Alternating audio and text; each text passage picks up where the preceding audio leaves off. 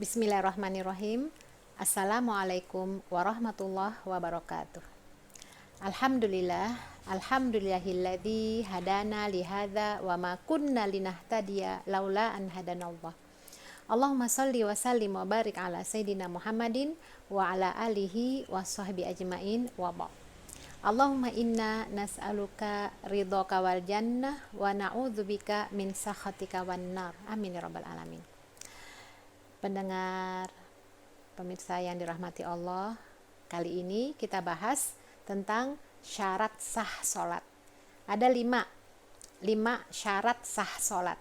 Agar sholat kita sah, tentu kita harus memenuhi 5 syarat. Pertama tadi menghadap kiblat, sudah masuk waktu menghadap kiblat, tidak dalam keadaan berhadas besar atau berhadas kecil, bersih badan, pakaian dan tempat dari najis. Yang kelima, menutup aurat. Bagi seorang wanita tentu saja menutup aurat ini wajib. Menutup aurat ini wajib tidak hanya di hadapan non mahram saja, tidak hanya di hadapan Allah saja ketika sholat, tapi juga ketika berhadapan dengan lawan jenis, menutup aurat. Pakaian yang dipakai untuk menutup aurat itu harus sesuai dengan syariat.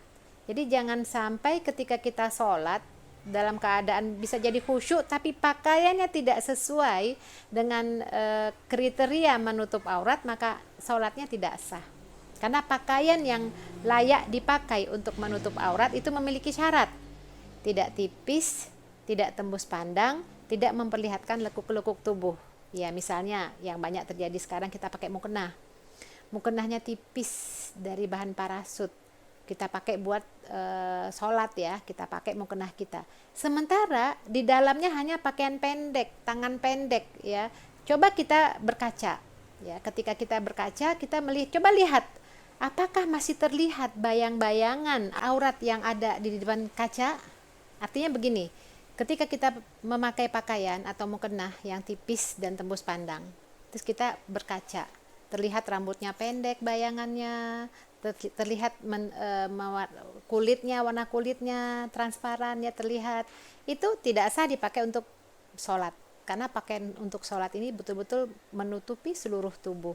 Nah, jadi sekali lagi syarat sah sholat yang kelima adalah menutup aurat.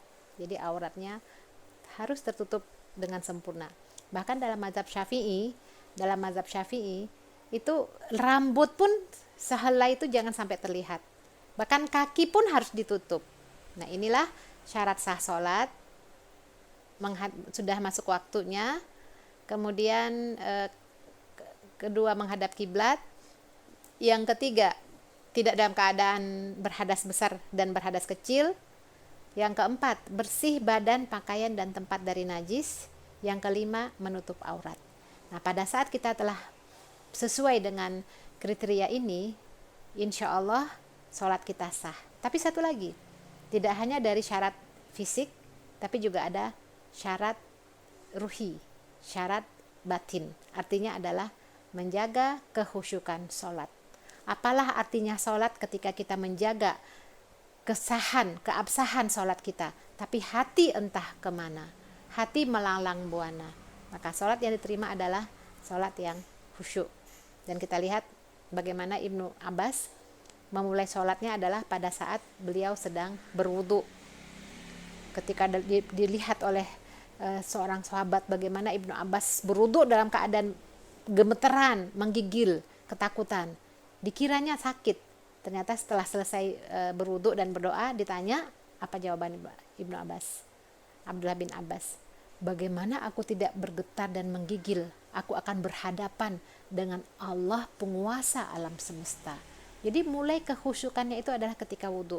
Maka dalam bab adab dalam berwudu, maka tidak adab dan tidak dibolehkan, tidak diperkenankan, tidak adab kalau kita berbicara dengan manusia pada saat berwudu. Rasulullah SAW ketika berwudu, seorang sahabat mengucapkan salam, Rasul tidak menjawab salam. Menunggu sampai beliau selesai dalam berwudu. Nah, inilah teman-teman semua, 5 syarat sah sholat. Mudah-mudahan kita bisa menjaganya, dan kita juga berharap tidak hanya syarat sah sholat ini kita perhatikan, tapi juga ruh kita, jiwa kita betul-betul ketika akan sholat menghadap kepada Allah sepenuhnya, seakan-akan seperti makna khusyuk dalam surat Al-Baqarah, illa alal khosyin alladzina yadhunnuna annahum mulaqu rabbihim wa annahum ilaihi rajiun. Jadi seakan-akan dia itu akan berhadapan dengan Allah, berbicara dengan Allah, bermunajat dengan Allah, seakan-akan Allah hadir di hadapannya dan dia meyakini bahwa dia akan kembali kepada Allah. Mudah-mudahan syarat sah salat yang zahir dan batin ini bisa kita lakukan insyaallah. Aku qauli hadza astaghfirullah wa lakum. Assalamualaikum warahmatullahi wabarakatuh.